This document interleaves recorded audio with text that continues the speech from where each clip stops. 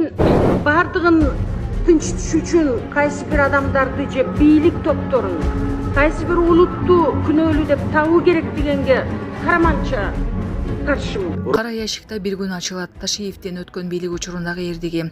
Азыр биз мактап аткан оппозициялар каякта эле ошол маалда. Жана башка жаңылыктар түрмөгү видеого лайк басып, Манас ТВ каналга катталып, акыркы жаңылыктардан кабардар болуп турыңыз. Урматтуу Роза Саповна, сиз өзүңүздүн биздин алдыбызда айткан сөзүңүздө эки жолу кайталадыңыз.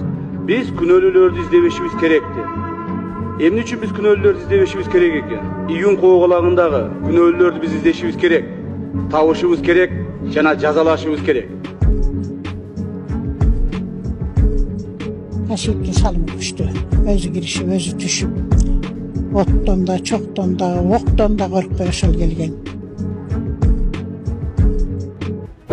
Эскертүүлөргө карабай аялын дайым сабап келген адам кармалды. Бишкек шаарынын милиция тарабынан үй бүлөлүк зомбулук жасаган шектүү кармалды.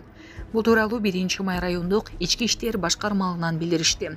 6 февраль күнү 1-май райондук ички иштер башкармалыгына аял кайрылып, жолдошуна чара көрүү арызы менен кайрылган. Аял жолдошу аны уртукмук алып, сабап, зомбулук көрсөтүп келгенин билдирген. Мындан тышкары жогоруда көрсөтүлгөн шектүүгө райондук ички иштер башкармалыгынын аймактык тескөөчүлөрү тарабынан бир нече жолу эскертишкен, коргоо ордерин берип келишкен жана райондук сотко жеткирилип, административдик чаралар көрүлгөнүнө карабастан жубайына карата зомбулук көрсөтүүнү уланткан.